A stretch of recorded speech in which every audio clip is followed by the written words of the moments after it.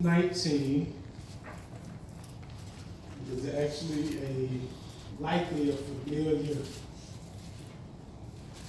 text. Genesis 19. It's the first book of the Bible, so it won't take you that long.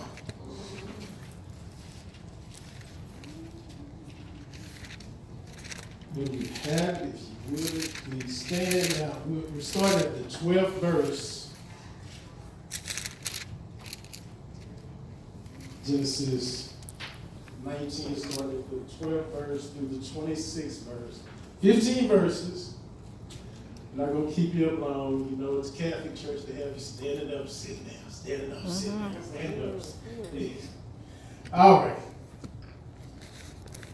The angel said to Lot, "Are there here any others besides your son-in-laws and sons, other than your daughters, or anyone else who belongs to you? If so, get them out of here, for we will destroy this place, because the outcry to the Lord against his people is so great that God has sent us to destroy it." It was too much sinning. It was just too much sinning. And Lot went out and spoke to his sons-in-law, which married his daughters, and said, "Up, hurry, and get out of this place. The Lord will destroy this city." But he seemed as one that mocked or was joking to his sons-in-laws. With the coming of dawn, the angels urged Lot, saying, "Arise, take your wife and your two daughters which are here, lest you all be consumed with the iniquities of these cities," of these places. And while he lingered, the angels laid hold upon his hand, and upon the hand of his wife, and upon the hand of his two daughters. For the Lord was merciful unto them. And they took them forth and set them outside of the city. And it came to pass, when they had took them forth abroad, that he said, "Escape for your life. Do not look behind you, neither stay in any of this area. Escape to the mountain, lest you be consumed." And Lot said unto him, "Oh no, not so, my Lord. Behold now, if your servant has found grace in your sight, and thou hast magnified thy mercy which thou hast showed unto me in saving my life, and I cannot escape to the mountain, lest some evil take me and I die." Excuses. "Behold, now there's a town near enough to flee unto, and it's small. Oh, let me escape to it. It's very small, isn't it? Then my soul, my life shall live." And the angel said unto him, "I will grant this request. I will not overthrow the town, but flee there quickly, because we cannot do anything until you reach it." Therefore the name of the city was called Zor. By the time Lot reached Zor, the sun had risen over the land. Then the Lord rained down fire and brimstone from the Lord out of heaven upon Sodom and Gomorrah. And God overthrew those cities and the entire plain, destroying all those living in the cities and also vegetation in the land. But verse 26, "But Lot's wife looked back from behind him, and she became a pillar of salt." Please be seated. Look back. That brings me to the title. Sometimes there are no other chances. Sometimes you don't get a another chance. There's no second chance. There's no third chance, no fourth chance. Been given other opportunities. So why take the risk? Why take the risk? We never know. Life is like a vapor. We never know when death will come knocking at our doors. In fact, when I was working on this, I thought back, and y'all, you know the story. When I sold drugs back in the 90s, and God gave me a direct message. Thank God. Thank God. The night that I almost got killed and didn't know I was about to get killed, I just looked at it as being caught slipping, getting robbed. He pulled the gun. I just dropped quick enough, thinking I was, and then when I got the call the next morning, and Mama, son, what's going on? What you talking about? Son, what is going on? And I could hear the fear in her voice. It shook me up. And then she said, well, not her. God didn't tell her. Your dad didn't tell me. But one of the saints in church said, God said, if you don't stop what you're doing, you're going to get killed. Immediately I remembered, oh, Lord, last night. Shook me up. Scared me. I started looking, finding crack, flushing it down the toilet, and yeah.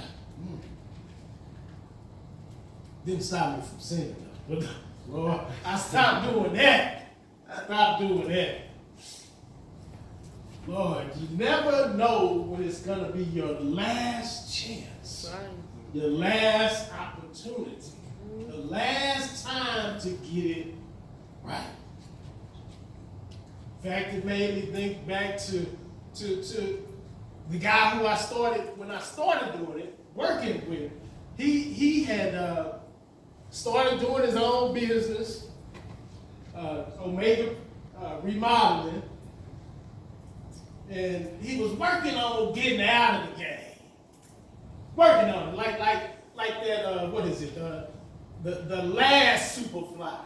Or like Power, where Ghost was trying to get out the game. He trying to get into politics and got the club. He trying to stop doing that. And he decided he was also going to get some insurance businesses. And called me about it in 2011, but because of my situation from real estate deals, I couldn't help. So instead of him starting slow, because he got the remodeling business, and sometimes you got to look at that. People don't pay you until the job is done. So you stuck with the bill until they pay you. Then you open up two businesses at once. You got to pay overhead, you got to pay rent, you got to do all of that. So he did that, and he got to a point apparently where he could not pay his people. Because he started it too fast. Should have did one at a time, and I found out about this after the situation. But he decided he was going to flip some keys. Going to go big just so he can get ahead of the game. In 2012, he was on the front page of the Dallas Morning News. David. Closed casket. Blew his head off. Do you have a chance to repent? Didn't have any other opportunities. No more chances. No more chance. And we never know when it's the last time. We never know when it's the last chance. In fact, I remember when I was in North Texas, one of my fraternity brothers, or later he would become one of my fraternity brothers, he was always, every few months he'd wear a different shirt. He grew up in L.A. where the gangs were, and his mom moved from there because of the gangs. She wanted to get her son away from that. But I remember one particular story that really caught my attention. This one guy and they had set it up. This one guy that was in the game with him had met this young lady.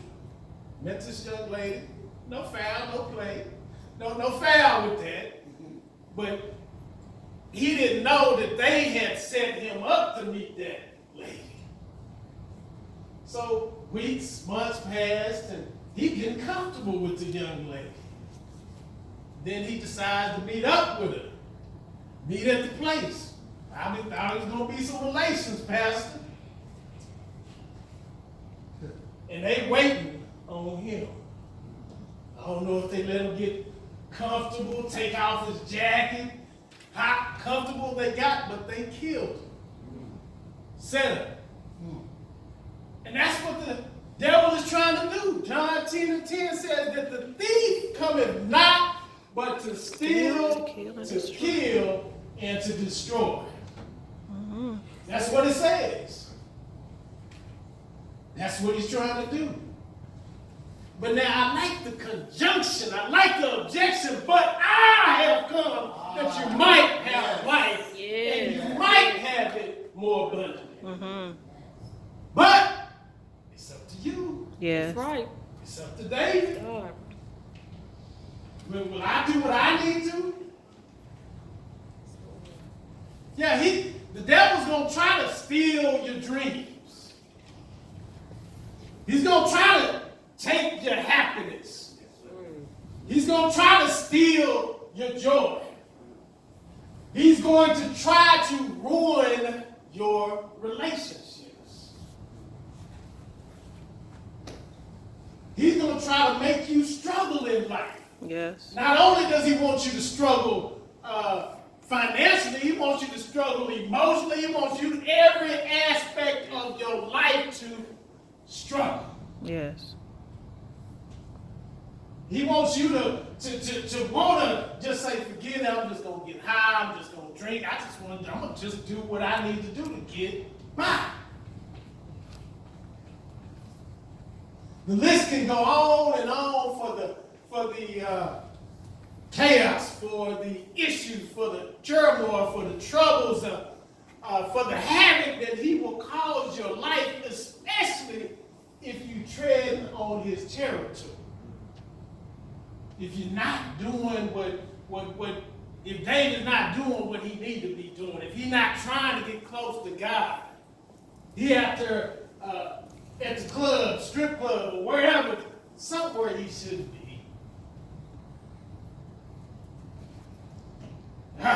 This is why we're admonished to be sober.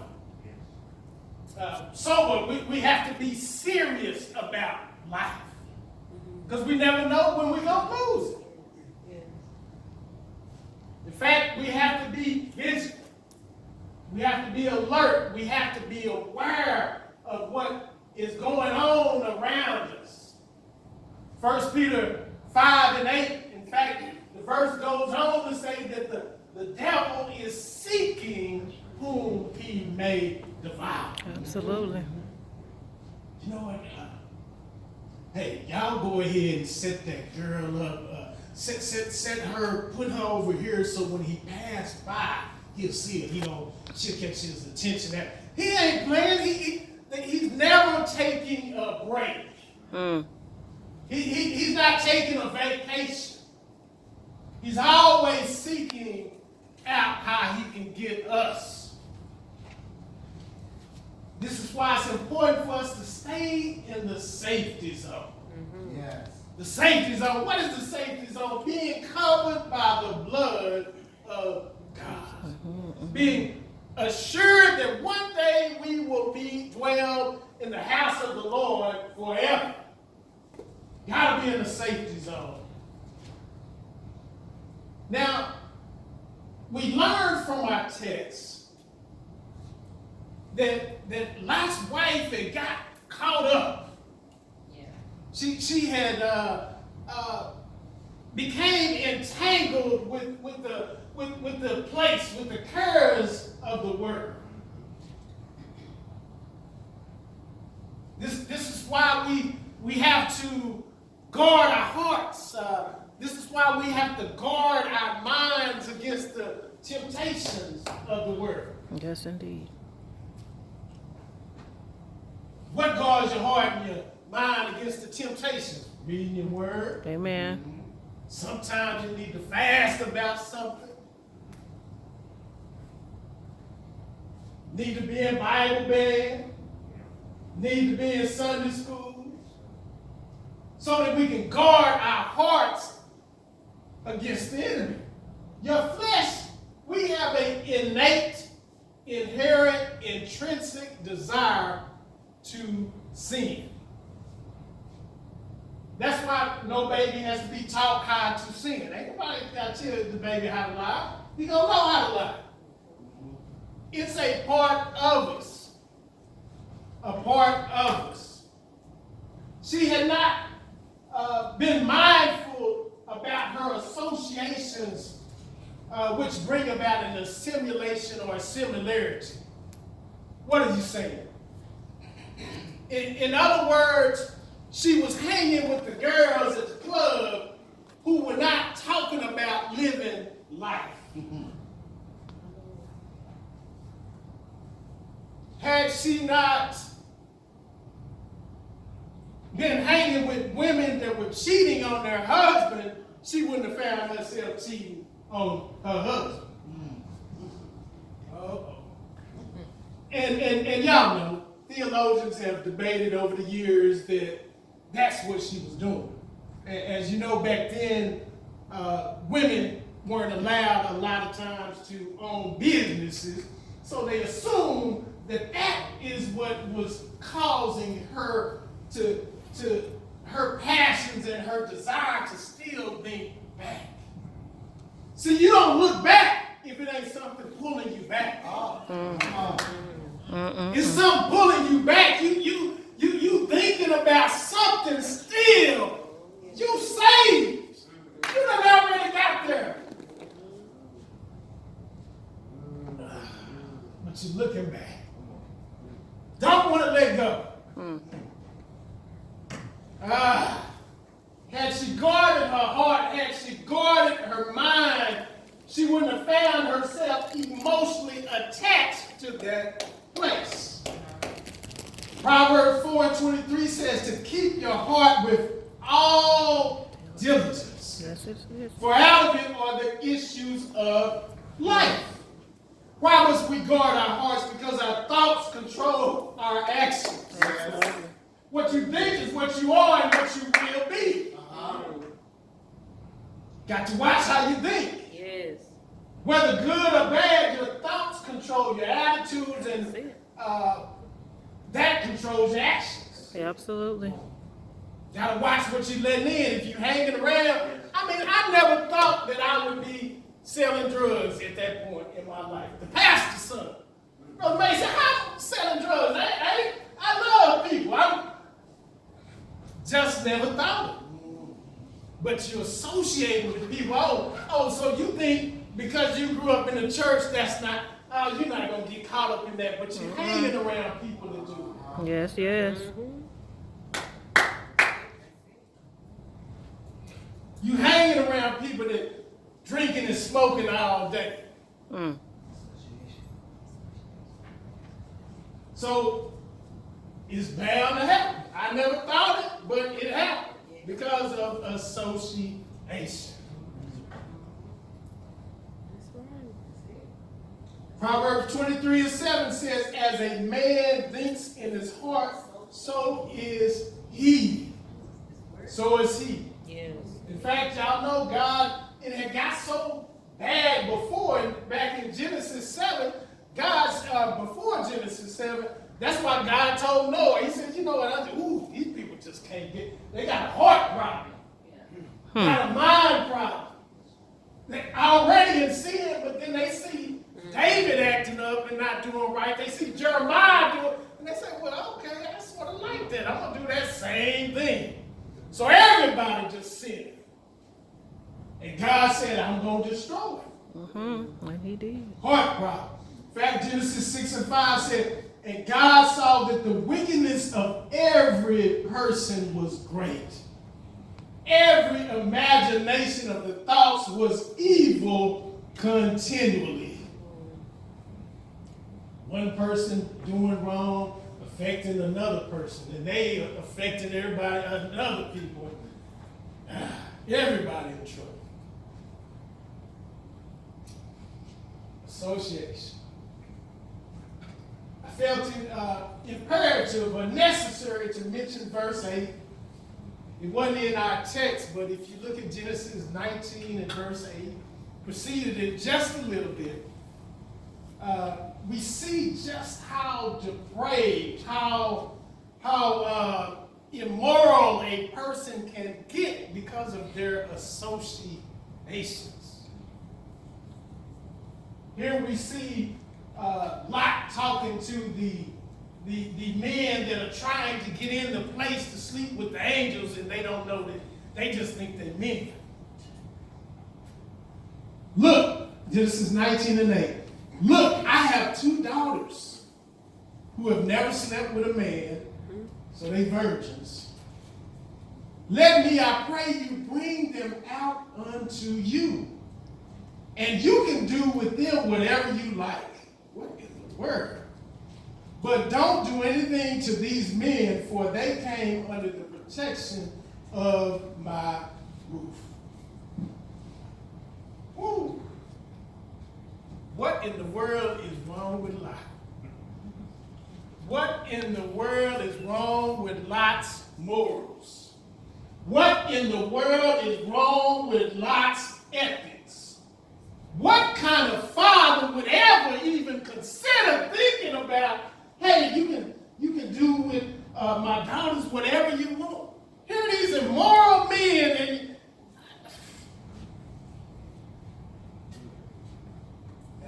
woo. Y'all, that's where sin will take you. That's where associations will take you. I mean, what kind of father would consider hurting his daughters or his any loved one? But sin will take you that low where you're not even thinking right. Now, it didn't even make sense. I mean, what's wrong? Who would even consider something like that? Man, have a person so confused that they would hurt their own flesh and blood. That's what sins and bad associations can do to us. Mm-hmm. In fact, in verse 11, this shows how crazy the men were. The angels blinded the men that were trying to get in to sin. Blinded them. And here they are, instead of, now typically, if something happened to your eyes, you're going to be trying to figure out what's wrong with your eyes. Typically. That's the first thing, nothing else matters. I got to see why I can't see. That's common sense. No, they don't do that. They still trying to find the door to get to the men. That's how bad it can get. Yeah. That makes no sense, y'all. No sense at all. This is where association can take us. This is where sin can take us. Not using our head, not even thinking. Not caring for our loved ones. Lot was the one that chose that place in the first place.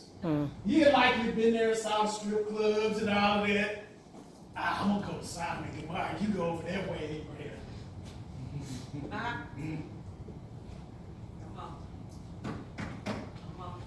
We may not get a second chance, y'all. We may not have a third or fourth chance. This is why we have to ensure that we are adhering to God's guidelines, God's statutes, God's words. Because we don't know. We don't know when the end is going to be. I can walk out that door, and that could be it. That could be it. So we have to be ready. Eternity is a long time. Mm-hmm. A long time. The angels told them, don't look back. Don't look back. In other words, let go of the cares of the world. Let go. Get your mind right. Romans 12:2, and be not conformed to this world, but be ye transformed by the renewing of your mind, that you may prove what is that good and acceptable and perfect will of God. Got to change your mindset. You can't be thinking about looking back. Think about where God has brought you from. Think about that time when you almost had that accident. That wasn't your good driving, that was God. Think about that time when you were at the party and people started shooting, but God. Yeah. Think about all that He's done for you. Because it could have been you. It could have been me. Yes, indeed. It could have been me at that church years ago. We could have been at the prayer meeting having Bible study. And he walks in and starts shooting. It could have been us at the school teaching.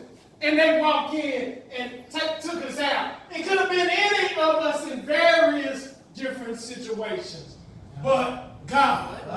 When you were driving slow on the highway and somebody almost caused a road rage incident, but God. Looking after you, looking after me. God.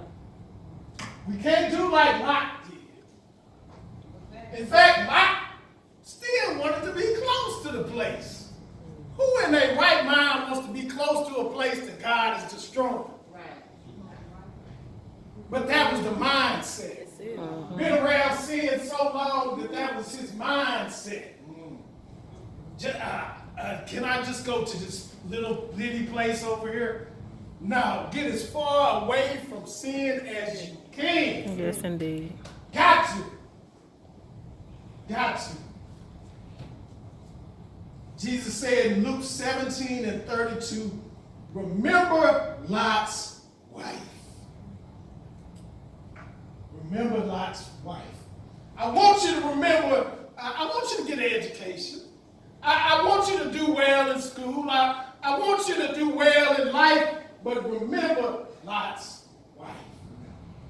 When you get God, hold on to God. Don't hold on to the salvation. Matthew 10:22 and Matthew 24:13 say, he who endures to the end shall be saved. We're standing. Lord Jesus. Hallelujah. Thank you.